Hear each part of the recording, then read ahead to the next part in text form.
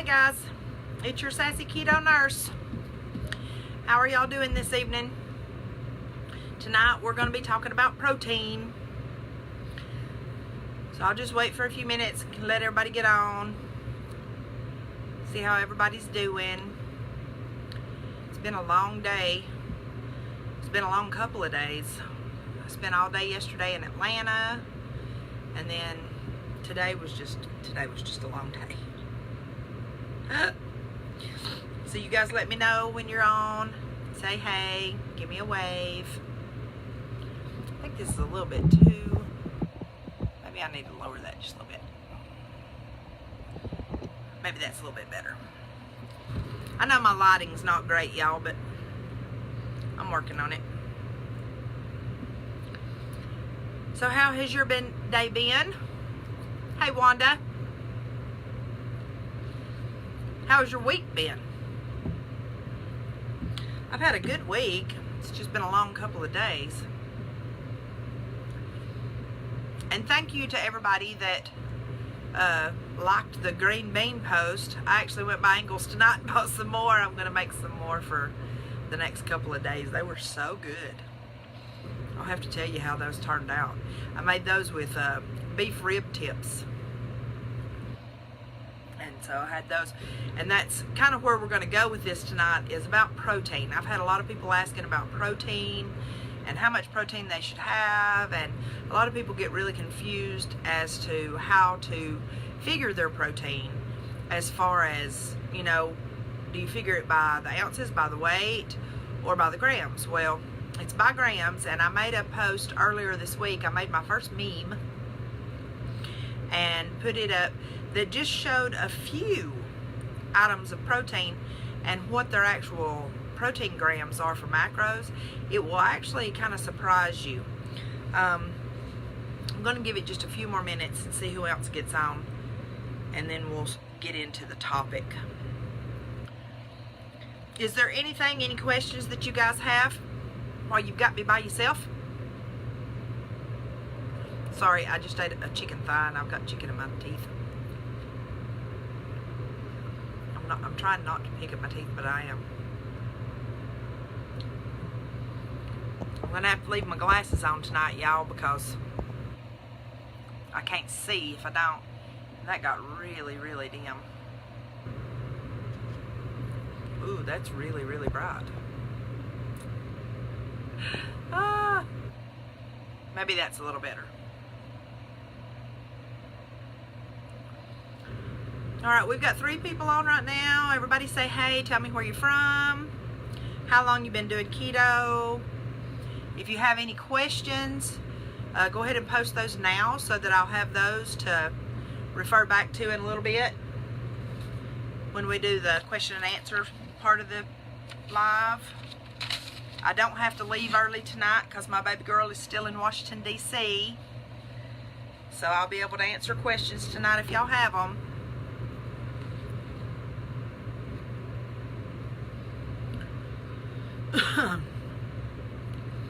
Alright, well, then let's just get into the topic. Don't want to waste a whole lot of time. So, what we're talking tonight is protein. And one of the things that a lot of people don't understand is just about everything has protein in it. Okay, it's not just meat. When it comes to protein, dairy, cheese, vegetables, fruit, everything has some protein in it. And we look at like all the obvious ones, you know. Waycross, Georgia. Oh, there's 2 of you from Waycross. Hi, Ann. Nice to see you. For those of you that don't know, I am from Rabun County, Georgia. That's up around Lake Burton. I actually live about half a mile from Lake Burton. That's in the very northeastern tip of Georgia. So I am about 20 minutes from Tennessee, North Carolina, or South Carolina, any way I go. So it's good to have people on here. Oh, and your mom. Hey, I love having family members. That is awesome. I'm hoping My live is not showing up. There it is, so that I can share it to the page, so that we can get some more people on here. Make sure that y'all share. Hey Mitzi, make sure that y'all share to your timeline so that everybody will see that we're on. Oh, so y'all are from the opposite side of Georgia from me. And Mitzi, she's from up here. She's from Rabun County. Mitzi, are you still in Rabun County? You don't live here, do ya?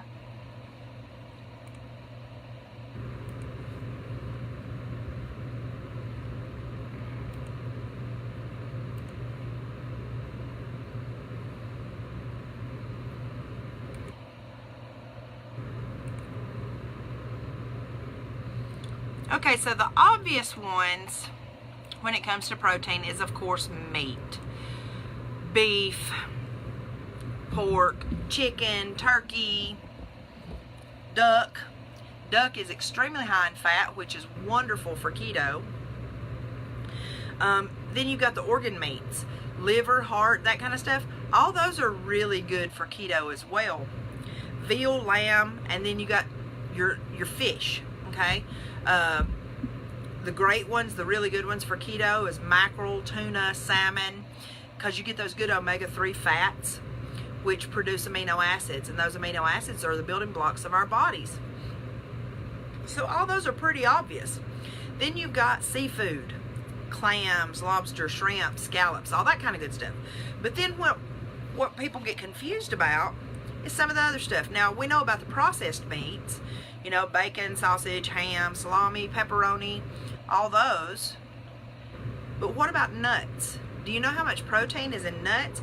Just in almonds, that's the only one I looked up today.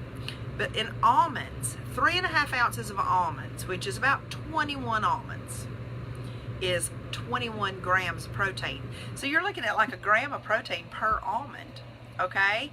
So when you're doing your macros and you're tracking, you need to make sure that you're tracking everything. Hey Kim, you have to make sure that you're tracking everything. That's the reason that I recommend that everybody, even if you don't want to get a tracking app, and that's okay, because I don't like the tracking apps either. It's just too easy to forget. And that's the reason that I put the post up about this one, okay? And as you can see, I know it's backwards, but it says September 15th, 2018 too. Well, this is my Sassy Keto Nurse Food and Activity Journal. And in this, I keep what I eat, what I do during the day, if I get to go walking or I get to go hiking or anything like that. Then I write down every single morsel of food and drink that I put in my mouth. And I also track my weight and my ketones and blood glucose. Right now I'm only doing that once a week because I'm not doing any kind of experiments or trying anything new right now. So I only do it once a week. But I try to keep all of that in there. And for those of you that do use my programs or have used my services, the new service that I have is the macros evaluation. And that's when I can go back and I can look at 2 weeks of your food journals, whether it be on a tracking app or whether you wrote it down in a notebook. Then I can look at that 2 weeks. Y'all, I'm sorry, I have all my windows open, so I've got little tiny bugs flying all over the place. But it's nice to have all the windows open for a little bit. I can go back and look at 2 weeks of your intake and kind of give you an evaluation on where you may be able to tweak some things to further your healing and your weight loss.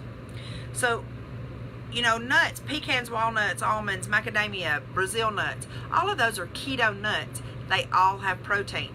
Before you ingest those, make sure that you go online, go to Google, put in USDA food nutrition, and just type in whatever you're eating. It will give you the set list for the fats and proteins. That is your best resource. That is why I started using a notebook instead of using the MyFitnessPal, because on MyFitnessPal a lot of the amounts that they have under their macros and under their little list were put in there by other people and they may not be right.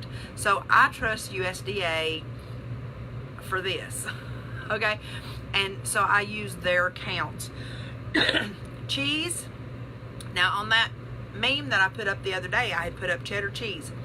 1 ounce of cheddar cheese, y'all, 1 ounce is, I don't remember what I put on the meme, but this right here was 3.5 ounces, and it's 25 grams. That is a lot of protein. Of course, you're not going to eat 3.5 ounces of cheddar cheese, probably, not in one sitting. But you may eat 1 ounce, okay? And that has to be put into your macros. You have to track that. You have to keep up with that, because protein adds up very quickly. Now, eggs, I put it on the meme, 6 grams each. But, y'all, eggs are incredible for keto. Eggs are nutritionally dense. They contain so many nutrients and collagen and all the good stuff that your body needs. So don't give up eggs just because they have protein, or you think they have too much protein. They're very satiating. They contain fat. They contain cholesterol. They are excellent for your body.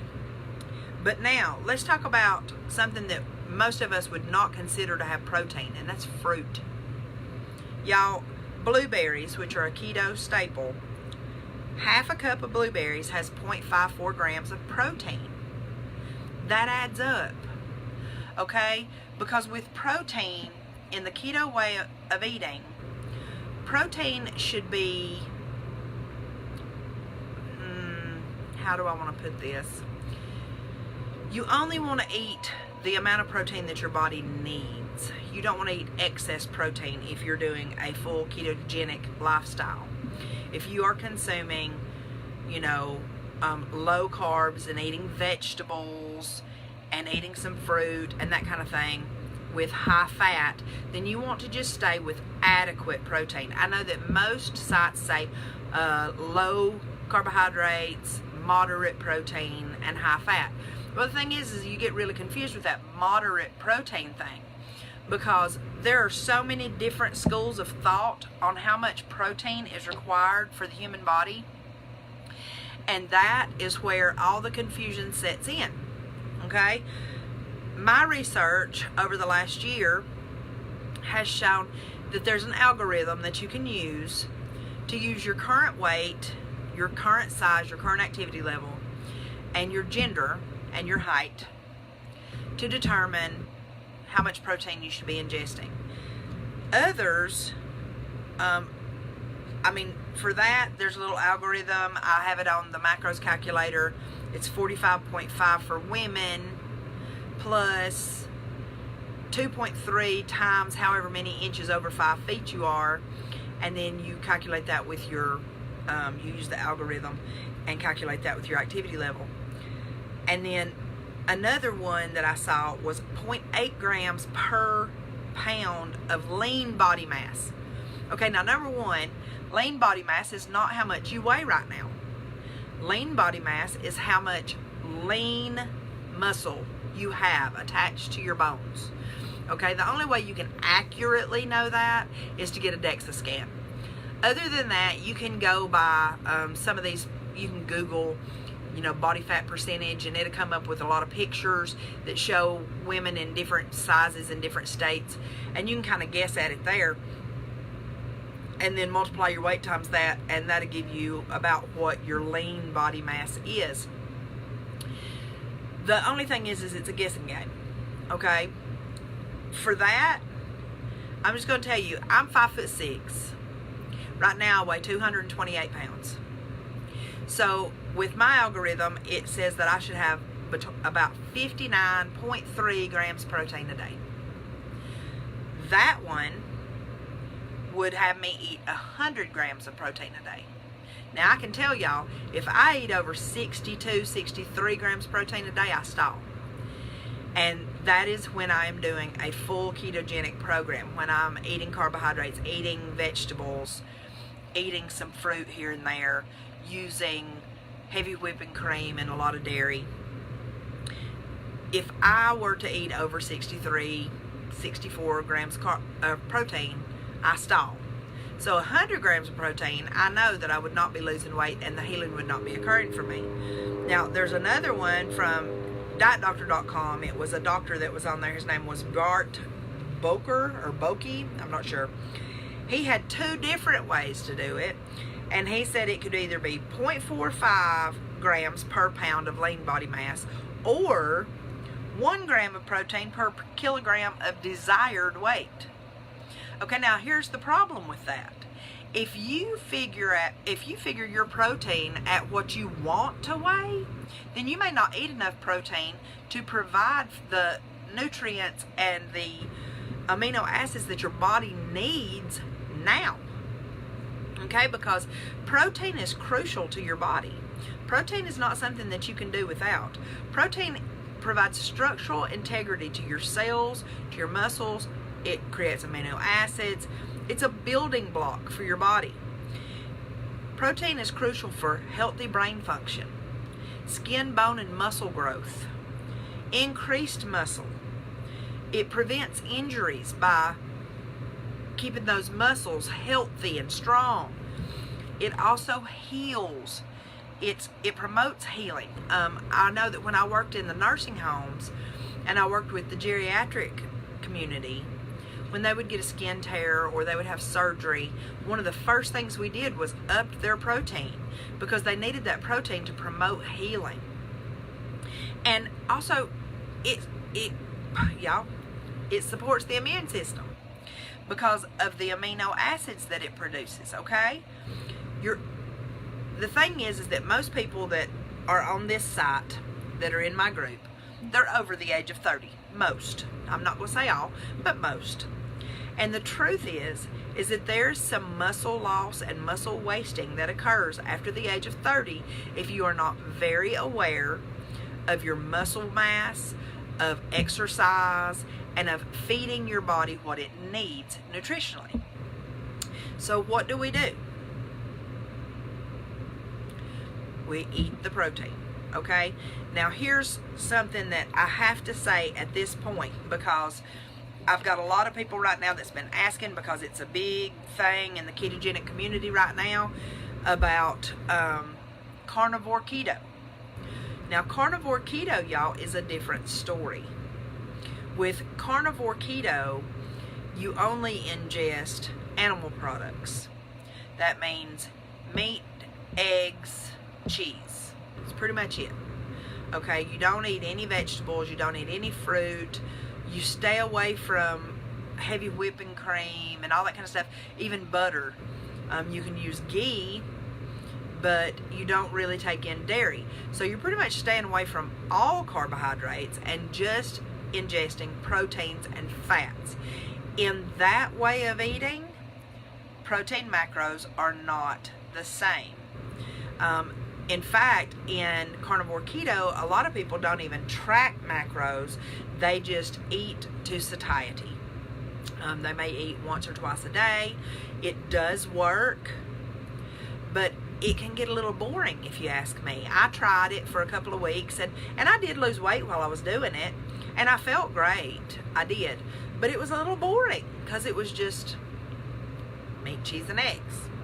So I came back to the regular keto way of life. Well, the thing is that on a keto lifestyle, you have to be aware of your macros. You have to be aware of what you're putting in your mouth, whether it's what you drink, what you eat. You know, you have to keep up with that. It doesn't have to become an all-day, everyday thing, because once you figure out what you can have and what you can eat, you'll be fine. But with protein, it can get a little tricky. Now, I want to talk about, because we're talking about carnivore keto and how they don't track and how they eat a whole lot of protein, because I've told y'all several times about gluconeogenesis. Gluconeogenesis is the process that the body takes, and it's a very natural process, and it's a very necessary process that the body takes. It's a metabolic process where it pulls the amino acids, those stored amino acids. Hey, Cassie.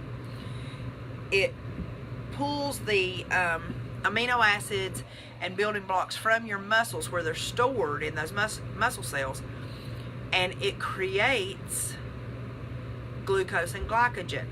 Now, there's a reason for that, y'all. It's not, your body needs that process, because there are cells in your body. Good, hi, DH. Let me write that down and I'll address that at the end, okay?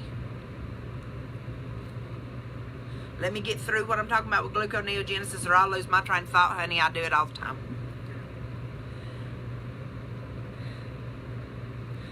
Okay, so gluconeogenesis.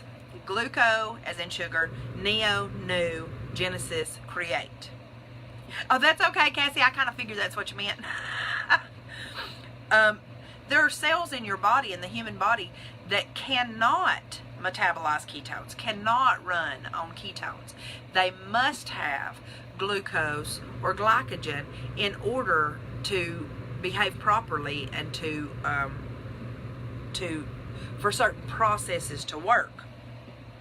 Now, without eating carbs, which we don't do, your body needs to be able to produce that glucose and glycogen. And to do that, I'm sorry, y'all, my computer's going off over here, trying to tell me something. And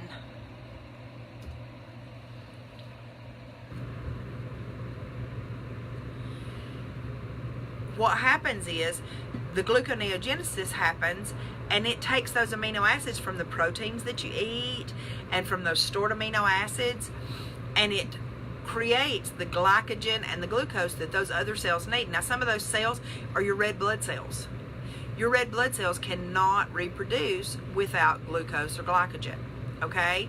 And your red blood cells are created in the large bones of your body, and they only live for 8 days, okay? So you have to be able to produce those red blood cells in order to not get anemic, so that you'll feel good all the time, so that blood is, so that it's cleansing and it's doing what it has to do. And red blood cells, what do? They carry oxygen in the body, okay? They carry oxygen from one place to the other, and so we need those red blood cells. So gluconeogenesis is absolutely imperative to that process.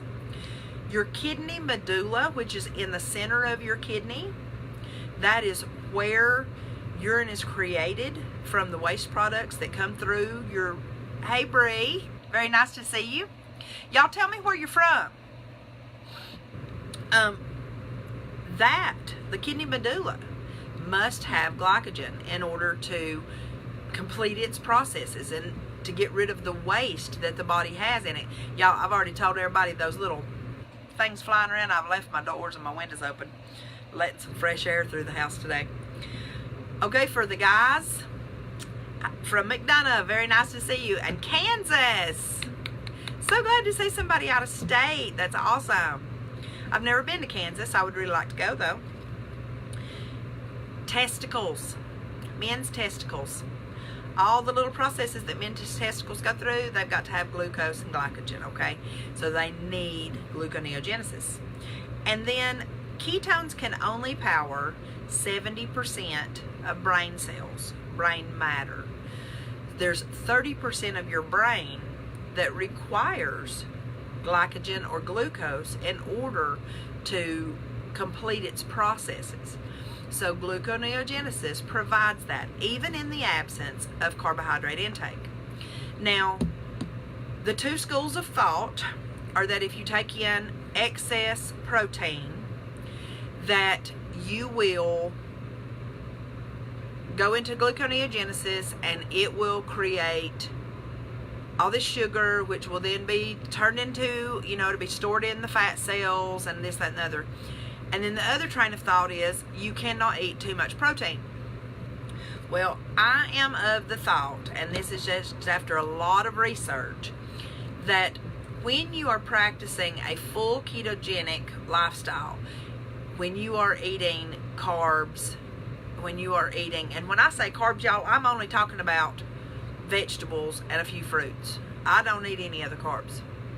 I do use some heavy whipping cream and butter. Oh, well, I use a lot of butter. I use a lot of butter. But when you're doing the full keto, okay, vegetables and fruit and dairy and all that kind of thing, I am of the opinion that yes, you can eat too much protein. And that protein will be stored. It will stall you. You will not lose weight. It will halt your fat loss. But I will tell you this, when I was doing the carnivore keto, when I did the little experiment with carnivore keto, I was eating probably 100, 120 grams of protein a day and still lost weight. And I believe that that's because, y'all, I've got an itch. I believe that that is because you are not taking in any carbohydrates. You're not taking in the vegetables and stuff. So when you're only taking in proteins and fats from animal products, it changes the way that it processes. Yes, your brain needs glucose, and that's where gluconeogenesis comes into effect. It is a natural process in your body. It occurs in your liver. Your liver takes proteins and amino acids, and it changes them, and it converts them into glucose and glycogen, and it redistributes them into the bloodstream for that demand. And it's a supply and demand thing. Gluconeogenesis is one of the metabolic processes that maintains your blood sugar. That's something else that was very curious to me when I was on the carnivore keto, was I was not taking in any vegetables or anything like that, yet my blood sugar, my fasting blood sugar, stayed almost identical to what it was when I was doing regular keto, and that was between 85 and 88 every morning. And I thought, you know, how does my body maintain that when I'm not taking in any types of carbohydrates?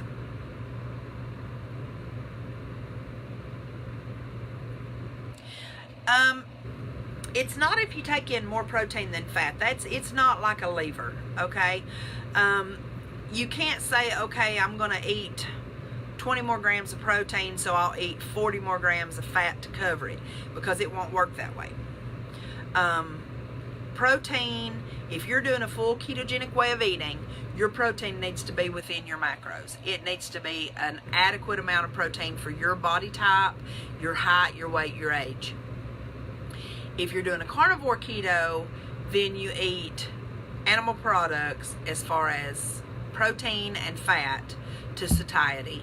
And because it is just protein and fat, then you end up eating a lot more protein than you do on a regular keto way of eating. My suggestion is, if you're considering carnivore keto, drop me a line. Let's, email back and forth, or, chat, or whatever we need to do to kind of discuss how your keto has been going and see how you respond to those increased amounts of protein. Because the thing is that you really need to get your keto lifestyle in order before you try doing a carnivore lifestyle. Your body needs to adjust. You need to be fat adapted, because in a carnivore lifestyle, you are really, yes, it is. Gluconeogenesis occurs in your body every single day of your life. And that was a surprise to me too. That is something that I found out this week, because I was also under the school of thought that gluconeogenesis only occurred if you took in excess proteins, but that is not true. Gluconeogenesis occurs in your body throughout your life. It's a daily process. It is a necessary metabolic process, and it is one of the metabolic processes that controls glucose regulation. So it is part of, oh no, don't be sorry. Don't be sorry at all. That is what these Q&A sessions are for, is to ask questions and get answers. And if I don't have the answers right now, if I don't know exactly what you're asking me, I will find out and get back to you. It's like the DHEA thing. I'm not real sure. I haven't done a lot of research on DHEA. I can, and I will. When we finish talking about this, though, I am going to look and see what I have in my notes, because I don't know if I have a lot, because I haven't done a whole lot of stuff on it. I know that DHEA is one of the hormones. It's in the androgynous part of the, it's like estrogen, testosterone. You got DHEA, you got growth hormone, all of those things. But I'm not real sure about how it affects weight loss. But I will find out. And I will make sure that Cassie, make sure that you have sent me your email address, and just send it to Sassy Keto Nurse. You can PM me there on the page, and it's just KetoNurse 86400 at yahoo.com. On the page up at the top, it can say send email, and it'll send it right to me, or you can PM me there and it'll come to my inbox, and I will look into this and I will get you those answers. The other thing I wanted to talk about with gluconeogenesis is what I found out this week is it resupplies the glycogen stores in your muscles following a workout. So you know how you'll some people cramp after a workout? Part of that is because those glycogen stores are depleted. All right, well, here's the thing. What do we teach in keto? We teach you to do fasting workouts, and that doesn't mean I'm not telling you to fast for 3 or 4 days, because I'm just not an advocate for it. I know that fasting works. I do intermittent fasting every single day of my life, but I'm not an extended faster by any means. Those of you that are, God bless you. I don't know how you do it. I know that I could. I have accidentally done a 38-hour fast one time just because I just wasn't hungry, and so I just didn't eat. But I feel like you need to fuel your body, and as busy, crazy busy, y'all, I'm crazy busy. As busy as I am, I feel like I need to fuel my body. I don't get in a lot of workouts, so my daily workout is get down in the floor with my patients and doing some playing or mowing the grass, which I didn't have to do this week because my son did it for me. Yay! Just that kind of thing. I spend a whole lot of my time sitting at a desk or sitting in a chair next to a hospital bed or next to a child's bed or a crib, and I do a lot of research on my phone when I'm sitting there and they're sleeping, and I do a lot of research when I get home. So I don't get a lot of activity in. But those of you that do, my suggestion is always try to do it fasting, because you will get a better fat burn out of a workout in a fasted state, because you will deplete the last of those glycogen stores.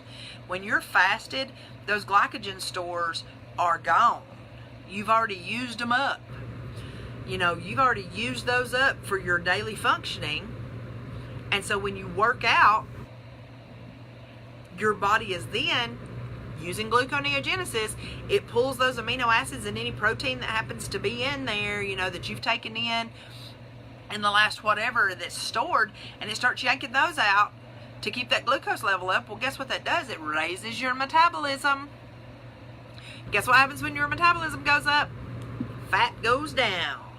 That's when that lipolysis happens. Or y'all, I'm Southern and I say things a lot different than anybody else. So if I say it wrong, I apologize. But that's when your fat cells burst, release all the crap in them. They go away. They die. That's what we're looking for. Okay? So that's one of the great ways to get rid of it, because when you're fasting and you work out, then the gluconeogenesis hypes up so that it can replace those glycogen stores that have been used, raises your metabolism, fat burning goes into overdrive. Now, the thing about protein, and a lot of people are scared of it, is because we have been taught forever, really, and I really did until this week believe that the only way that you went into gluconeogenesis was if you ate excess protein. And for me, I am like a stickler. I'm watching that protein all the time. I'm like, oh my God, this is too much. You know, a 4-ounce piece of ribeye has 20 some odd grams protein in it. And where do you get a 4-ounce ribeye? You go out to eat, it's either a 6-ounce ribeye, a 10-ounce ribeye, a 14-ounce ribeye, and I'm thinking, good Lord, what do they want me to do? Cut off a sliver and have that for dinner, you know? And I freak out. But here's the thing, y'all. Every once in a while, it's not going to hurt you. It's really not. If you're going out with family and you want to eat a ribeye, eat a ribeye. Enjoy it. Now, don't eat a ribeye and mashed potatoes or a ribeye and baked potato. No. But have your ribeye. Have your ribeye, put some real butter on it, some cream cheese, or some sour cream, or, you know, just whatever fat you can get where you're there. and enjoy your ribeye. All right, you can make up for it the next day. Every day is a new start. Okay, it's not a do or die type thing. I just don't like when people feel that way. Protein satiates. Protein is very filling. Protein provides energy. Protein is the building block of the human body. We need protein. And protein, y'all, is super nutrient dense. When I say that, protein, especially ribeyes, fatty cuts of meat, even ground beef, y'all, they contain dang near every vitamin and mineral that you need. How crazy is that? This is something you would have never thought of before. Just like you wouldn't think of blueberries as having protein in them. Okay? You wouldn't think of protein as having vitamin C. But it does. And it has vitamin A. And it has collagen.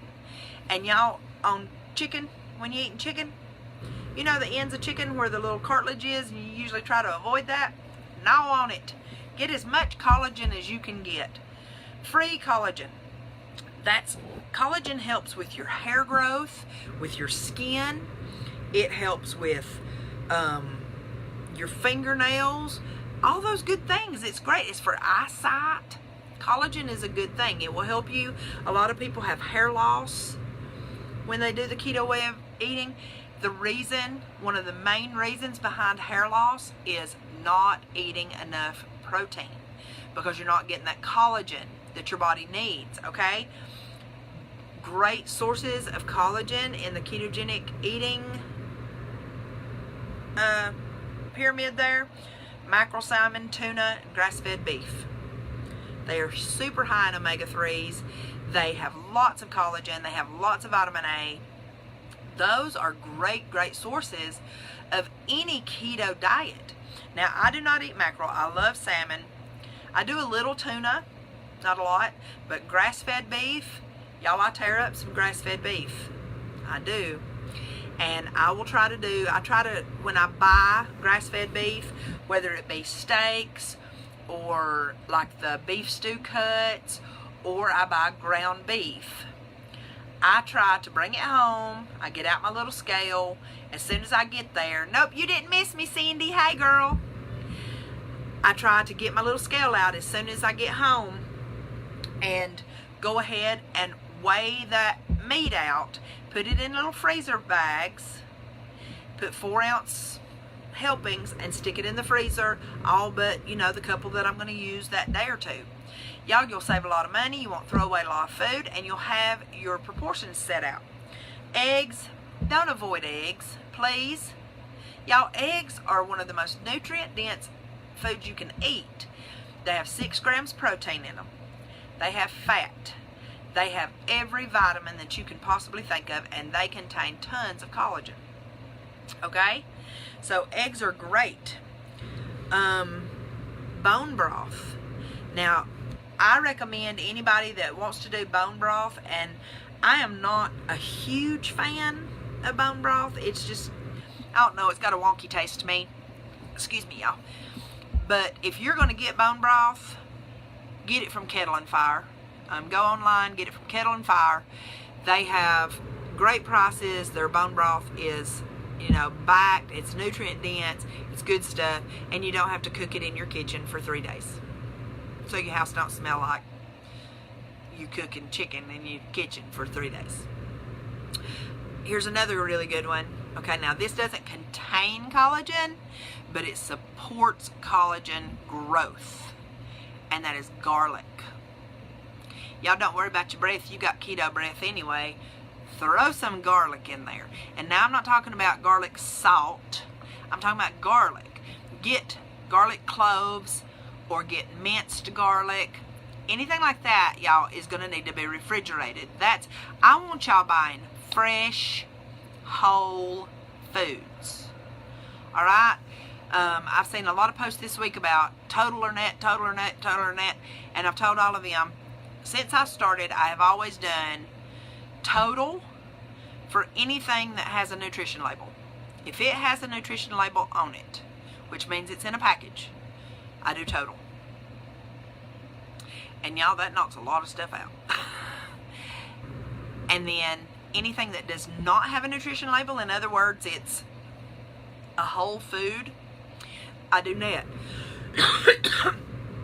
The great thing about doing that is because avocados, spinach, broccoli rabe, broccoli, cauliflower, all of those are high in carbs, but they are also super high in fiber, and it takes enough metabolism, it takes enough, your engine has to get, revved up enough that you can count net on all those, which means that you subtract the fiber from them. Now, I do not support doing net for products that have a nutrition label that use artificial sweeteners or sugar alcohols, because those 9 times out of 10 will stall you. So that's the thing there. Other things that will help with collagen production or to help rebuild collagen, and that means your joints, your cartilage in your body, your knees, your hips, your shoulders, your nose. Not that any of us need to rebuild that. I would like to shave that down a little bit, to be honest with you. But I would love for my knees to do better and that kind of thing, and for me to have healthy joints. So what else? Dark leafy greens. Spinach and kale are 2 of the best. Avocado, berries, garlic, and chia seeds. Now, for those of you that, y'all, I'm sorry, my nose is just itching like crazy. I've been scratching my nose ever since I come on here. Somebody must be talking about me. I hope it's y'all. Anyways, chia seeds. Now, y'all, if you have not tried doing some chia to satiate, if you're needing something a little, I wouldn't say sweet, because I don't do a whole lot of sweet anymore, but you can do some unsweetened almond milk with some cocoa powder and just a dash of like Swerve confectioners, or you can do the Pure drops and put a tablespoon of chia seeds in there, stir it up, put it in your refrigerator, let it sit overnight. Y'all, it's delicious. It's chia pudding is what it is. Chia absorbs water. It absorbs liquid. And so it's very filling. It is also full of collagen supporting vitamins and nutrients. So that is a really good source. I'm going to go over these deals here with too little protein. Okay, what happens with too little protein? We talked about hair loss. You also can have thyroid issues. Okay, it can mess your thyroid up because your protein is where your body gets a lot of its iodine, which supports the thyroid function, and it also provides a lot of the nutrients to the thyroid that helps it to function correctly. You can get plateaus if you're getting too little. If you eat too little protein and your body doesn't get enough protein to support all of the processes that are going on inside of it, then your weight loss will stall. Hormone problems. You want to know why you have hormone problems when you don't get enough protein? Because protein is a building block. Building blocks support growth hormone.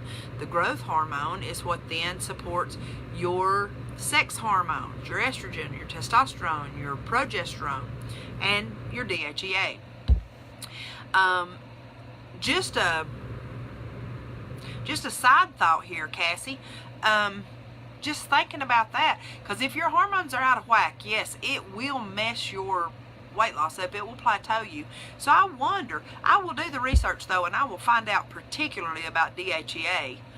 But I would say yes, just from that train of thought. And then of course hair loss. You also start getting splitting nails, which I don't have. Y'all, these things, I have to trim these things every 3 days to keep them short enough, because I like mine super short, because I'm a nurse and I deal with little children, and I try not to take on, I don't want to be the one that causes any problems. Now, what if you want more protein? What if you're ketogenic and you're eating a regular ketogenic diet and you would like to eat more protein? What can you do? You can exercise more, because your muscles will use that protein for muscle growth. They will use that protein to heal, because when you exercise more, and I'm not talking about going to the gym and working out for 4 hours, y'all. I'm talking about get outside and walk for 30 minutes. Right now, I try to walk about 15 minutes a day. It's about all I can squeeze in right now. And I would love to get back up to where I was walking an hour a day. I would love, more than anything, to get back to where I could go to Zumba every day. I loved it when I was going to Zumba every day. I felt so good. But that has been a minute since I was able to do that. But if you're exercising more, then your protein intake can be higher.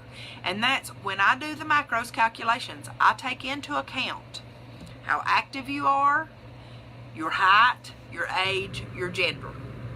Okay? So those are all things that can change it up. We're at 8:15. We're at the question and answer portion of our evening. We've discussed all of our protein issues. One thing, I did not put any vegetables on that meme. Hey Chris, how are you doing tonight? Is this Chris Farmer that's on here, or is it somebody else on his page? I haven't seen you in a hot minute. I didn't put any vegetables on that meme that I made, that I posted on the page, but I want y'all to hear this, because vegetables have protein. Okay, these are my most used vegetables in my ketogenic diet. Cabbage. 1 cup of cabbage, y'all, has 1.1 gram of protein. Alright? Don't forget about the carbs, because cabbage has carbs. Zucchini, 1 medium with the skin, because you want to leave the skin on zucchini. Y'all, the best way to fix the zucchini, I swear, you can either do zoodles, which of course is the entire zucchini just run through a spiralizer. I don't even really cook it. I pretty much throw it in bacon grease, flip it around a couple times, put it in a bowl. But the best thing with zucchini is zucchini boats. Y'all, they're absolutely delicious, and that's going to be with skin. 1 medium has 2.4 grams protein. Something to think about. Cucumbers, half a cup of peeled, diced up cucumber, 0.4 grams. Celery, 1 stalk celery, 0.4 grams. Peppers, that's green peppers, red peppers, yellow peppers. 1 medium, 1.2 grams. Now granted, you're probably not going to sit down and eat a whole pepper. A lot of times for me, well, I don't know, I probably eat half a pepper at a time, because I'll take it and slice it into little slices and use it as a dip, use it to dip with. So yeah, I probably eat half a pepper when I do it. So that would be 0.6. Broccoli. It's the big one for me. Broccoli and cauliflower are huge for me, because I use them a lot. 1 cup of broccoli, 2.6 grams protein. With cauliflower, it's 2.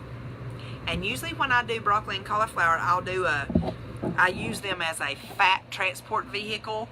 I will take them and steam them just a little bit, and then just add tons, probably half a block of Kerrygold and half a block of cream cheese, and put that over it as a sauce. Y'all absolutely love it.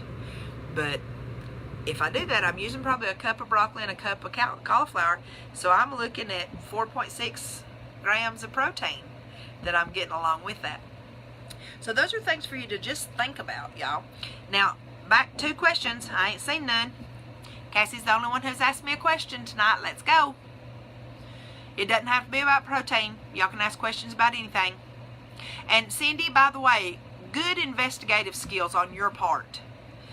For Cindy, what worked for her, she had posted on the post earlier today that protein was what stalled her. And she found out that she was taking in too much protein for her size, because she used the lean body mass calculator that we talked about earlier, and she dropped her protein down a little bit, and she lost the weight she's looking for. Now for me, I can't do that lean body mass thing unless I do it at the lower end, 0.45 grams per pound of lean body mass. Now that would work for me. So I mean, if you want to use that formulation, I can see that working, but I can't see this other one working. That's crazy. And I've had a DEXA scan, so I know what Tammy, I sent you your macros. So you have your protein listed in your macros as to what you can have each day. It's figured on several different things: your age, your height, your weight, your activity level, that kind of thing. And it's in your macros. And it was figured throughout the meal plan that we did too. But if you're not doing that meal plan anymore because it's been a little over a week. Where do I buy my grass-fed meat? I buy some at Walmart. I get a little at Ingles. Theirs is really, really expensive though. But there is a farm up in Franklin. I would have to look and see what the name of it was. It's a man up there that he sells his beef, and I buy from him. When I first started this, I bought half a cow and just had it divvied up and put in the freezer. But now if I want, if I forget to get any out of the freezer or something like that, then I'll just go out to Ingles or to Walmart and I'll grab some out there. I don't know if Andy's has grass-fed beef. Not sure. But you can really just, if you know anybody in the area that raises cows for slaughter, you need to ask them, do you let your cows pasture feed or do you feed them grain? Are you fattening them up or are you pasture feeding them? Because if they're pasture feeding their cows, then those cows are grass fed and grass finished, and that is the best stuff you can get. I think Dr. Berry calls it panda massaged beef. It gets a little expensive. I don't always buy grass-fed beef. If I don't have the money for it, then I buy 7327, which is the highest fat that you can get at Walmart, and I'll buy like those 3-pound or 5-pound rolls and bring it home and divide it up for meals and stick it in the freezer. But because I'm about out of my half a cow that I bought, and right now I don't have the funds to buy another one, so I buy a little here and there. What I recommend to everybody: don't eat above your budget. This does not have to be expensive. It doesn't. You don't have to have grass-fed panda massaged beef. Okay? Do the very best that you can. 7327 meat is fine, and that's the reason that's what I put into most of the meal plans, is the 7327 beef, because it's affordable. It's not terribly expensive. I think a 3-pound thing of it is $11, and that may be the 5-pound one. I'm not real sure, but it's not terribly expensive. Now I do like to get the good grass-fed, eating bugs, regular old eggs. I buy some eggs at the store, but there's a fella over in Tiger. He has a sign out at the end of his road there, and he sells eggs, y'all, and oh my gosh, those are some of the best tasting eggs. And his chickens do not eat anything but what is in the yard. They eat mealworms, they eat regular worms, earthworms, that kind of stuff. He does not go out there and feed them a bunch of corn and all that kind of stuff. He literally lets them just eat out of the yard. And those are the best eggs I've ever eaten. They have a wonderful taste to them. The yolks are really, they're almost orange. They're so good. And they're big eggs. They're really good. Let's see.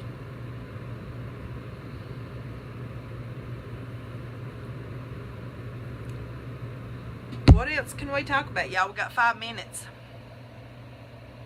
Those of you that have meal plans, how are they going? Which there's only 3 people left on here. But I know, Tammy, you and your husband have a meal plan. How's that working out? Is it doing okay? I hadn't heard from you. Y'all need to email me and let me know how your meal plans are going when y'all do them, so that I know if we need to tweak them, or if you've got something that you'd rather. Is it as good as MCT oil? No, it is not. No. Coconut oil, MCT oil is actually a derivative from coconut oil. MCT oil is pure. You can get it in several different forms. I use Kiss My Keto Pure C8 MCT because the brain uses the C8 formulation. It uses that immediately. It crosses the blood-brain barrier immediately. It doesn't have to be metabolized or broke down or anything. With coconut oil, you do have MCT in coconut oil. It has the same types of ingredients, but it's not as pure. I get mine online on Amazon. In fact, thank you very much for saying that. I told my daughter yesterday I need to order some more because I only have about that much left in the bottom. The one that I order is, oh y'all, did y'all see that bug? Ah, I had a bug. Y'all, I don't do bugs. But I order it from Amazon. It is a 32-ounce glass jar, and it has lasted me almost 3 months, but it does cost, I think it was $23. But it's lasted for 3 months. That's $8 a month. I'm not going to complain about that because I'm just going to tell you right now, MCT oil is amazing. You need to start slow if you use it. 1 squirt is 1/3 of a tablespoon or a teaspoon. And if you start out real fast with MCT oil, you will have what we call disaster pants because it will tear you up pretty quick because it is pure C8. I'm gonna have to look at this on here because on my phone, for some reason, it will not let me, when I hit the see more,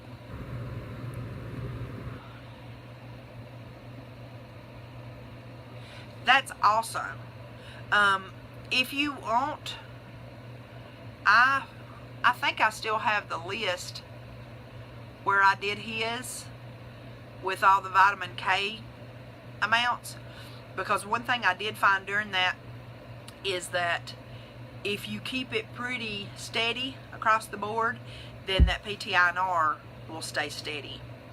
And like if you, let's say for instance that you're supposed to have less than 25 micrograms a day. Let's say for instance you decide, okay, I'm not going to have any more than 20.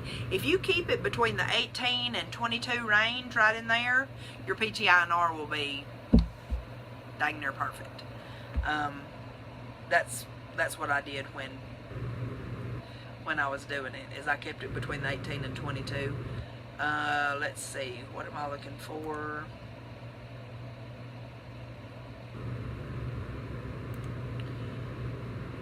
Oh, that's fine. And y'all enjoy your vacations. When you go on vacation, I just talked to somebody the other day, and I'm going to be doing a post on the website and on the page. I'll do it on the website and then I'll share it to the page so that everybody can read it. But I'm going to be doing a blog on traveling and keto and how to maintain ketosis while you're traveling. I have a friend from high school that travels extensively with her job. And when I say extensively, I'm not talking about here, intercontinental. I'm talking about internationally. She goes across the pond on a pretty regular basis. And she was asking, how do you travel and maintain ketosis, because you're going to be eating out a lot? Well, the biggest thing is when you eat out, ask questions. Tammy, for y'all, my biggest suggestion would be make sure you have that list, and I'm sure you have it on your phone, of the foods to avoid, because there's a lot of them, and make sure that you're watching that pretty careful when you're ordering out. Hi Kim, how are you doing? You're catching the very end of it. I'm about to sign off, but you can go back and watch the replay and get all this good information. And by the way, y'all, if you came on at the end and you watched the replay, make sure that if you have any questions, please jump on, ask your questions. You can post right here on the live, or I'll be uploading it to YouTube. If you're watching it on the replay and you have questions, post them in the comments. I will get back to you. It notifies me and lets me know, and I promise you I will look them up and I will get back with you. Make sure you leave me your email address if you haven't already. Y'all have a wonderful night. It's been a beautiful Thursday, and I hope you guys are still having one. Have a great weekend. It's looking like it's going to turn out to be a pretty good one around here in Northeast Georgia. So out there in Kansas, you guys have a great time. Make sure you come back and see me again next Thursday. But before Sunday, I want everybody posting, what do you want to talk about on the live next Thursday? I really like it when we have a topic that I can really dig into and get some good information on. So you guys have a great weekend. This is your Sassy Keto Nurse signing off.